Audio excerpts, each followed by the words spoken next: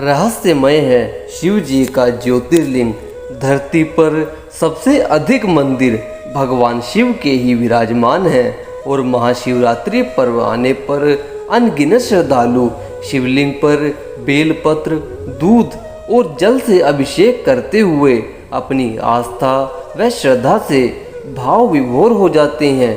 पर उससे आगे शिव के ध्यान का मर्म जानने के लिए और ध्यान के द्वारा शिव के कल्याणकारी तत्व ज्ञान से जुड़ने के लिए तत्वदृष्टा हमें गुरु की शरण में जाकर सेवा भक्ति करने की आवश्यकता होती है। शिव जी की भक्ति को प्रभु राम नमन करते हैं। प्रभु श्री राम जी को शिव जी अपना स्वामी ईश्वर मानते हुए अति अनुराग पूर्वक भाव विभोर होकर ध्यान साधना करते हैं। कण कण में रमने वाली राम की शक्ति की राम कथा सर्वप्रथम उन्होंने ही महामुनि लोमश को प्रदान की। माघ में सूर्य मकर राशि में स्थित होने पर मान्यता है कि देव दैत्य किन्नर व मनुष्यों के समूह बड़े प्रेम से प्रयागराज की त्रिवेणी में स्नान करते हैं। स्नान करने वाले ऋषि मुनिजन महर्षि भारद्वाज जी के मनोहारी आश्रम में प्रभु का गुणानुवाद सुनते हुए ब्रह्मा का निरूपण, धर्म विधान एवं ज्ञान वैराग्य से युक्त आनंदमय राम कथा को सुनकर चले गए। तब महर्षि याज्ञवल्क्य जी ने विनती कर भारद्वाज जी से पूछा कि हे मुनिराज, राम नाम का जो असीम प्रभाव संतों ने गाया है वह क्या है, और जिन्हें शिव जी खुद भी जपते हैं, क्या वे वही राम हैं जो दशरथ के पुत्र हैं, जिन्होंने त्रिलोक विजयी रावण को युद्ध में मार दिया था, जो ब्रह्मा सर्वव्यापक माया से रहित अजन्मा अगोचर इच्छा व भेद से रहित है, जिसे भेद भी नहीं जानते, क्या वह देह धारण करके मनुष्य हो सकता है। याज्ञवल्क्य जी ने प्रभु की लीलाओं का वर्णन करते हुए कहा कि सीता हरण के बाद राम और लक्ष्मण को उनकी खोज में वन वन भटकते देख सती जी ने उनकी परीक्षा लेने के लिए माँ सीता का रूप धारण कर लिया। पर उन्हें देखकर प्रभु राम पहचान गए। उन्हें प्रणाम करके भगवान शिव जी का हाल पूछा। सती के द्वारा इस तरह अपने स्वामी की परीक्षा हेतु माता सीता का रूप धारण करने के विषय में जानकर शिव जी ने सती का त्याग कर दिया।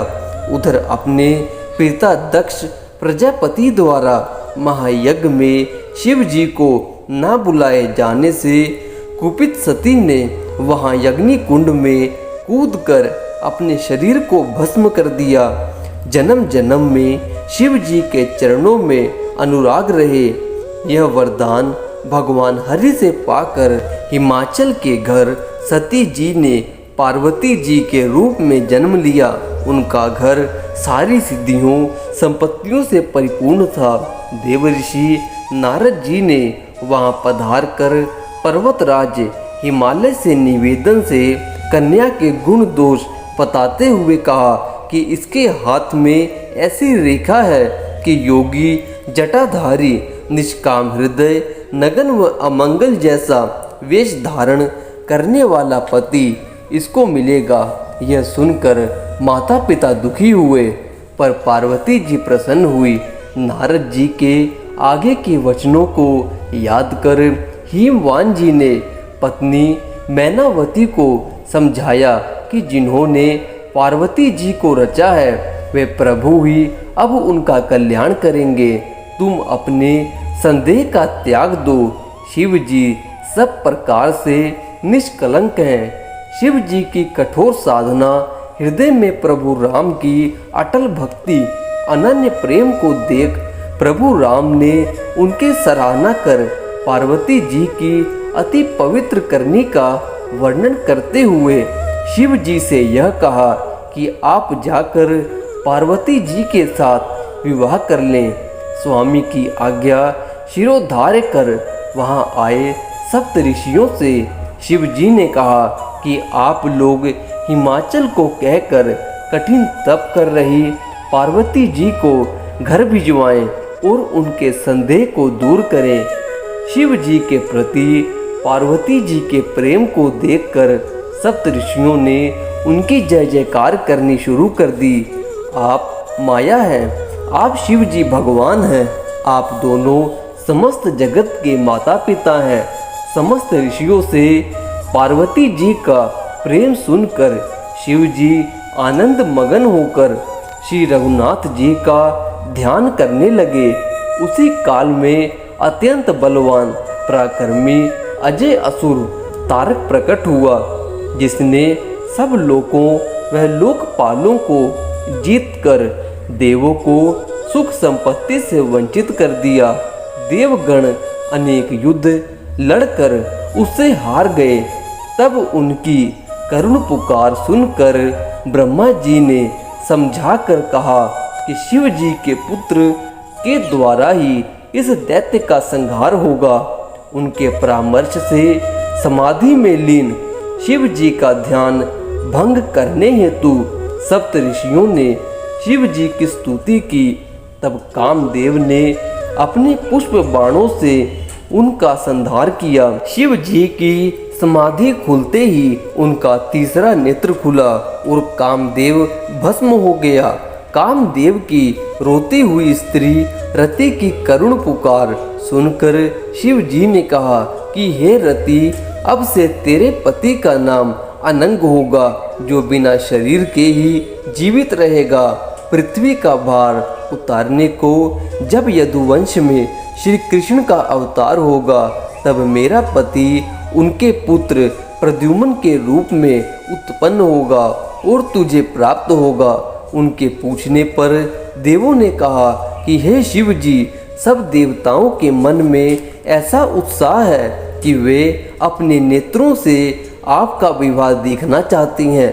पार्वती जी ने अपार तप किया है, अब उन्हें अंगीकार कीजिए। ब्रह्मा जी की प्रार्थना को सुनकर और प्रभु राम के वचनों को याद करके शिव जी ने प्रसन्नता पूर्वक कहा, ऐसा ही हो। तब नगाड़े बजाकर पुष्प वर्षा करते हुए देवों ने जय घोष किया।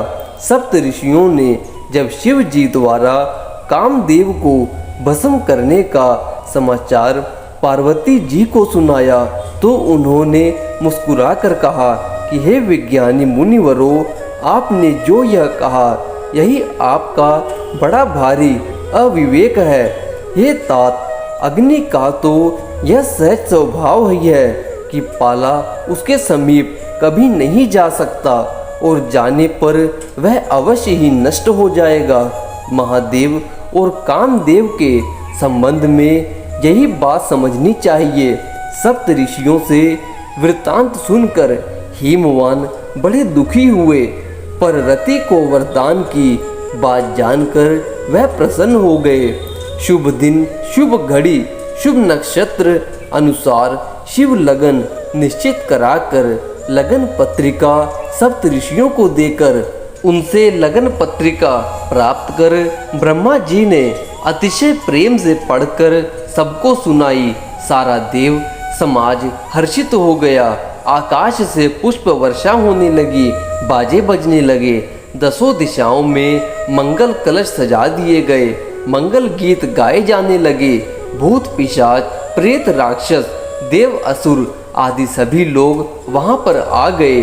सभी लोग वहां पर विराजमान बारात देख मैनावती एवं अनेक स्त्रियां व्याकुल हो गई। तब नारद जी ने पूर्व जन्म की कथा सुनाकर सबको समझाया कि हे मैना, तुम्हारी पुत्री साक्षात जगत जननी भवानी अजन्मा अनादि अविनाशी शक्ति सदा शिव जी की रहने वाली है। जगत की उत्पत्ति, पालन एवं संहारकारिणी वह अपनी इच्छा से लीला शरीर धारण करने वाली हैं।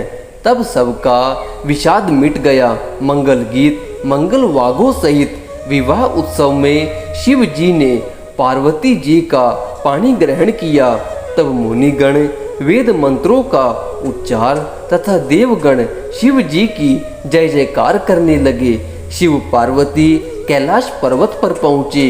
देवगण अपने लोकों को गए। शिव पार्वती जगत के माता पिता हैं। तुलसीदास जी ने उनके श्रृंगार का वर्णन नहीं किया। नित्य विहार करते जब बहुत समय बीत गया, तब 6 मुख वाले पुत्र स्वामी कार्तिक का जन्म हुआ, जिन्होंने बड़े होकर युद्ध में तारकासुर का वध कर सब देवताओं को बचा लिया। शिव जी के सुहावने चरित्र को सुनकर रोमांचित व सजल नयन भारद्वाज जी की यह दशा देखकर याज्ञवल्क्य जी ने कहा, मुनीश, तुम्हारा जन्म धन्य है। ध्यान के शाश्वत योगी शिव की लिंग रूप में पूजा अर्चना करते हुए असंख्य श्रद्धालु उनके परम कल्याणकारी स्वरूप को नहीं जानते, जो आदि अनंत अविनाशी ज्योतिर्लिंग है, जिस रूप में शिव का भारत भूमि पर 12 स्थानों पर प्रचार हुआ है। शिव जी जिस महामंत्र का जाप करते हैं, उसी का उपदेश उन्होंने काशी में लोगों की मुक्ति के लिए दिया, पर वह पार ब्रह्म परमेश्वर का आदि नाम है, जिसकी अपार शक्ति से शिव जी नीलकंठ कहलाए, क्योंकि समुद्र मंथन से निकले हलाहल विषय का पान कर कर गले से नीचे न उतरने पर वह उनके लिए अमृत बन गया। आज इस कलयुग में मनुष्य के अज्ञान का विष समुद्र थोड़ा थोड़ा पीकर श्रद्धालु जन शिव तत्व की शक्ति से अमृत का फल चाहे तो अमृत के कलश रूप सच्चे गुरु को पहचान कर उनसे प्राप्त कर सकता है। यही नाम की प्रक्रिया जो शिव जी ने अपनाई, वही नाम आज हम जान सकते हैं, पहचान सकते हैं। उसके लिए हमें साधु संतों के शरण में जाना होगा, उनसे भक्ति प्राप्त करनी होगी, उनसे ज्ञान लेना होगा, तभी जाकर हम उस शब्द को जान सकते हैं, जिसका उच्चारण करके हम प्रभु को पा सकते हैं।